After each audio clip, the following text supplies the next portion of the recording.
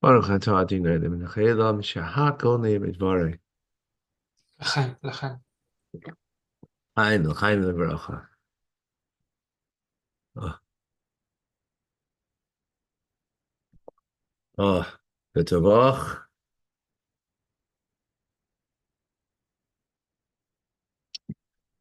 Shavua tov, a good week. Welcome everybody to Chassidus, the Mimer. We are learning about simcha, joy. The joy that Sarah had, with Sarah, our mother, that fixed that which Chava Eve didn't have appropriately, and Noah also didn't have appropriately. They both tried, but failed. So, simcha, joy, when it comes from bittul, self-effacement. Oh, yes, today's learning in the merit of the Chabad Shliach, the emissary in Abu Dhabi, that was kidnapped. I know it was there. I didn't see any update. He's murdered. His body was found. Oh, his body was found? Yeah, he's dead. He was murdered, and Oh, it's not by members from citizens from UAE, from Iranian agents. Yeah, wow.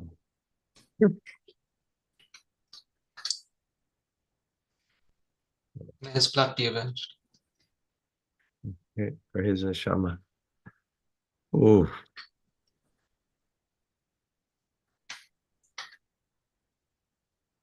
okay. His wife comes. Actually, we're His on Zoom.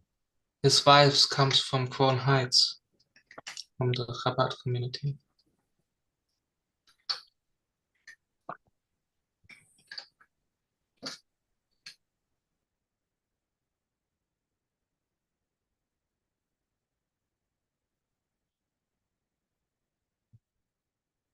Hashem Okim Domo.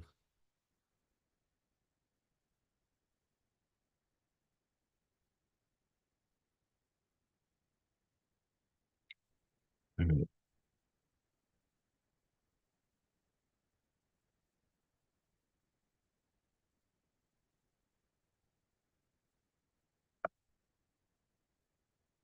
Yeah, I don't know if just any rabbi. I don't think anybody. Yeah. All right. So simcha, that is with self-effacement, even when it's revealed joy, that it's bittul coming from. Because the true idea of joy comes from humility. As the verse says, the gathering of the humble ones of Hashem are joyful. What is the connection between the two, between humility and joy, even though they seem to be opposites?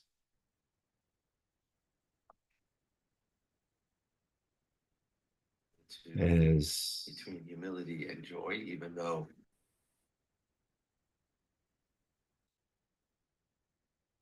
it is known that the virtues that a person has,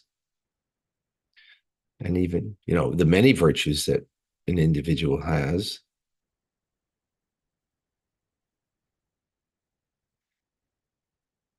that it doesn't make a person into a mitzias, into something special in their own eyes.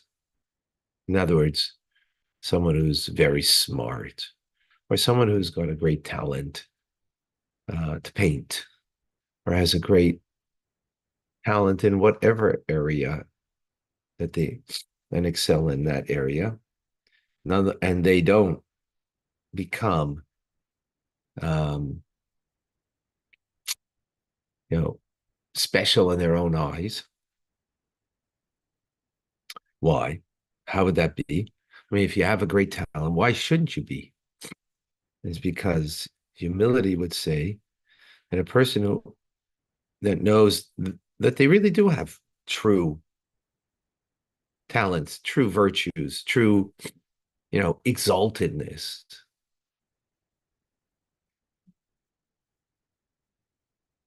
They know that those are not their own talents. They were given to him from above. And if someone else would have those talents, that they would have reached to greater heights. So because of that humility, the person doesn't think,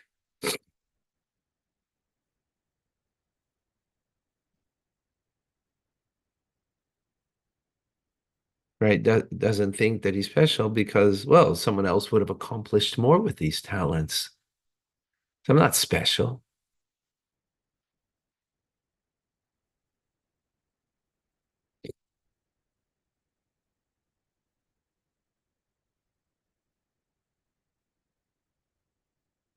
So, so firstly, being self-aware, and here being self-aware of your virtues, um,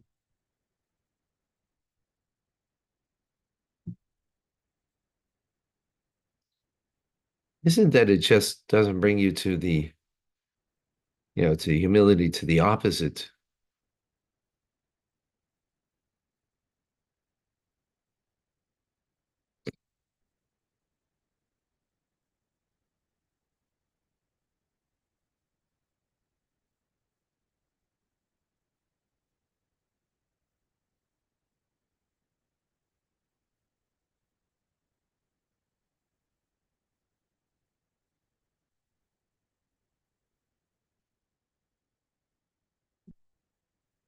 When you feel,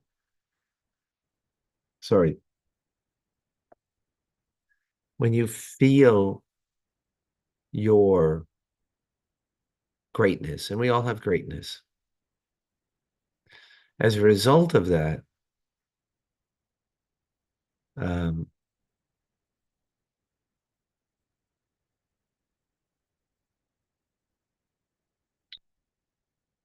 we will feel deserved of things because my greatness is coming to me, whatever that is. But if you feel that your greatness is something that was given to you from above, that talent, that capability, that, and even if you had to work hard for it, but it was still something that was given, you feel that it was given from above.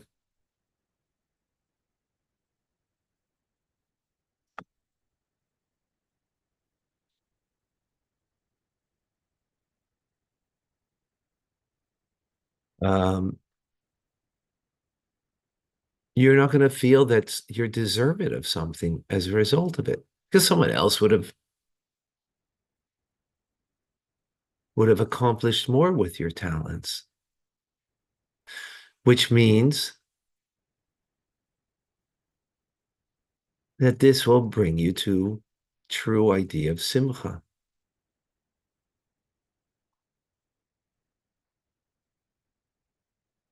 Even when it becomes, even in a revealed manner, that joy is expressed.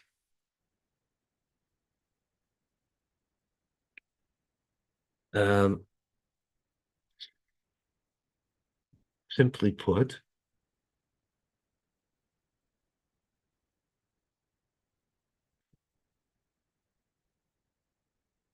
we have expectations. Expectations kills any form of joy. Because when you get something, well, of course, it's coming to me. So of course I'm not going to be joyful. But when we have humility, and I don't feel it's coming to me, even if it was something that I worked hard for, but I recognize that, yes, I worked hard for it, but the talent that I was given, if someone else would have worked hard with my talents, or maybe would have worked harder, they would have achieved more. So I don't feel that something's coming my way now. I'm deserved of something. So then, if anything does come my way, right, whether it does come or doesn't come, I'm joyful. If something does come, so it's like a added bonus. But it's not what's going to make me joyful.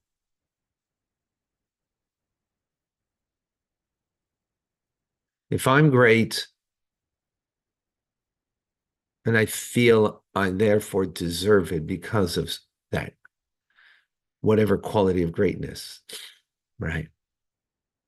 And therefore, there's an expectation, natural.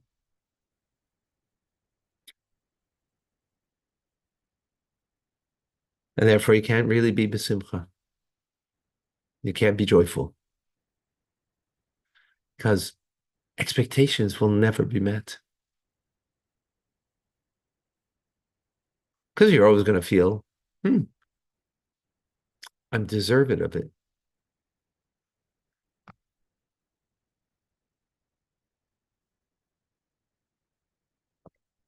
All right. This then is Chayes Sarah, the life of Sarah. Why in the verse it says 2 times and it was the life of Sarah, 100 years, 20 years, 7 years. These are the days of the life of Sarah, right? Repeated in the verse.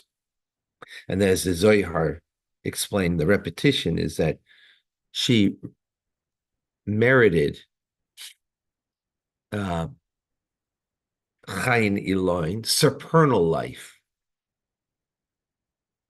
right?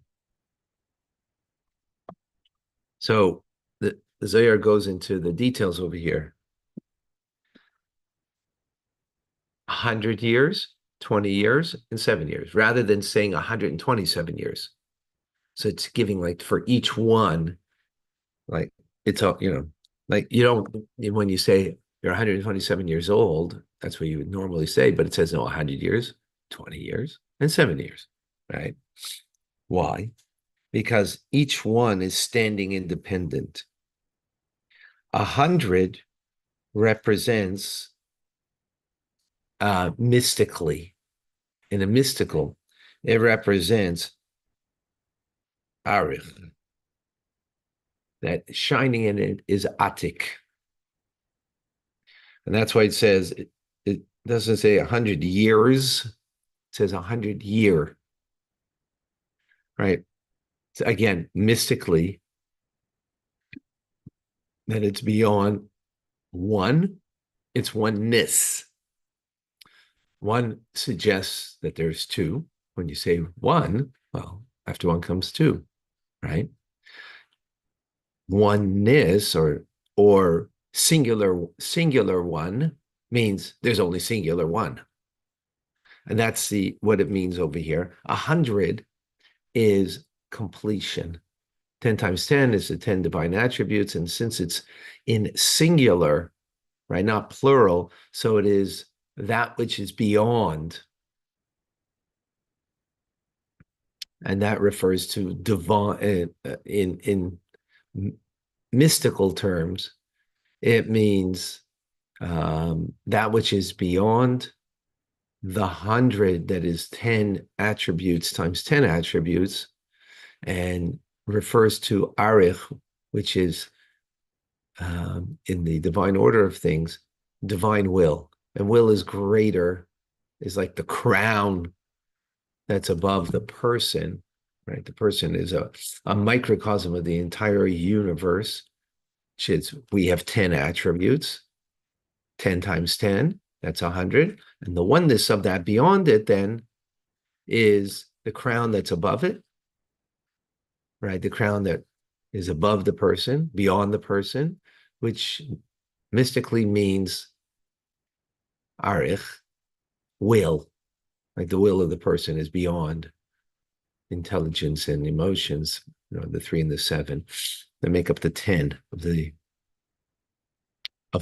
10 attributes of the soul, powers of the soul. 20 is, huh? Sure. 20 is 2 times 10. So 100 is a larger number. It's right, 3 digits. Now we come lower, 2 digits, 10 times 2. That refers to Chachma and Bina, that wisdom and understanding.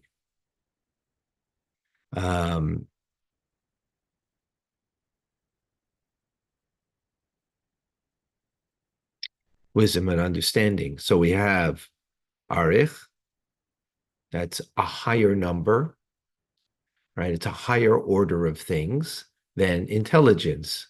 Intelligence is the tens, 2 times 10. Again, Chachma and Bina, wisdom and understanding.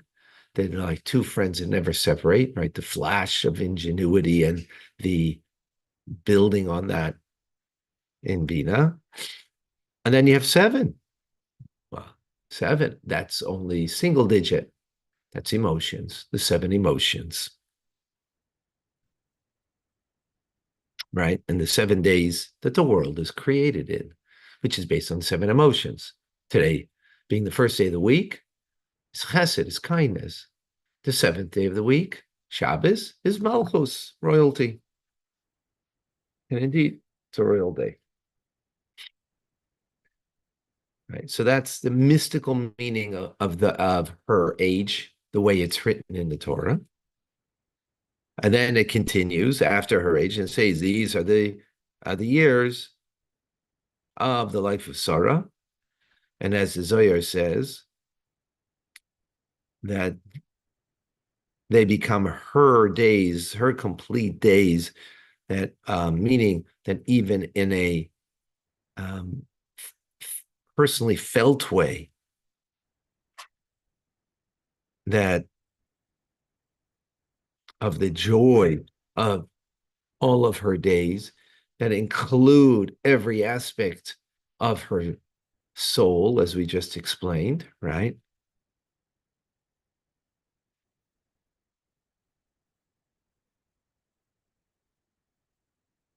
That even when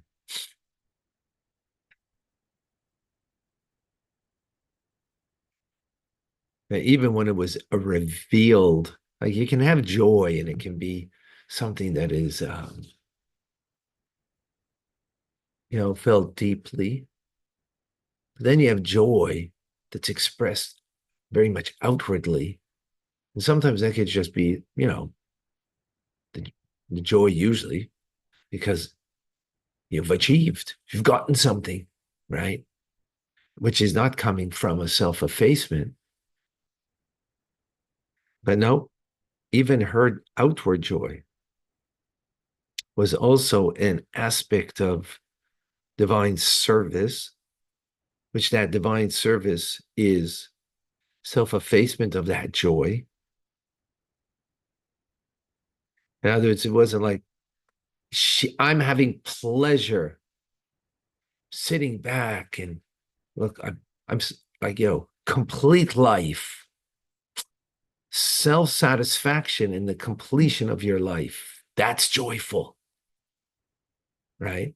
127 years, 100 arich, that aspect of my soul, my intelligence, my emotions, all of that complete and whole. I lived a good life. That's self-satisfaction, joy in self. She didn't have that. seeing her life. She had joy, but it wasn't something that was self-satisfaction, because that's abitl.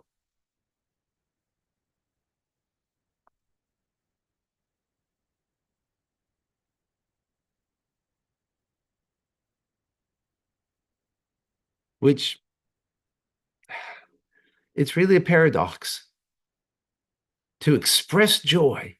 Imagine this is, your end of your life. You're looking, I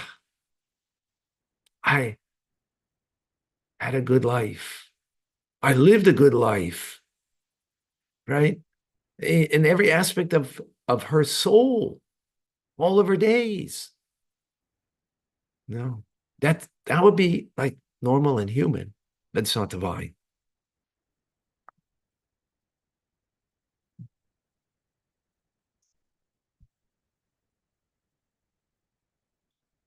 And this is that all of her days were equal in joy, equal in joy. How could it be equal in joy? But how is that possible? Some days are better than other days because it wasn't about self-satisfaction. Self-satisfaction, some days are better. But if it's not about self-satisfaction, but it's about service in a manner of joy, you're serving with joy, that every day will be joyful. And that's how her life was. Very powerful. All right, we'll see you. Thank you, Rabbi. Thank you. We continue our campaign. Dollar for dollar is starting. We're still till Help us tonight. reach our goal of $300,000 so we can help so many people. 360. Our local and international community. We are counting on you to give generously to our Live with Chutzpah campaign. Click below charity.com/chutzpah. Thank you for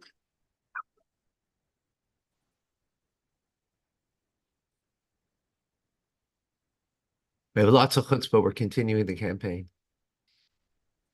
Thank you.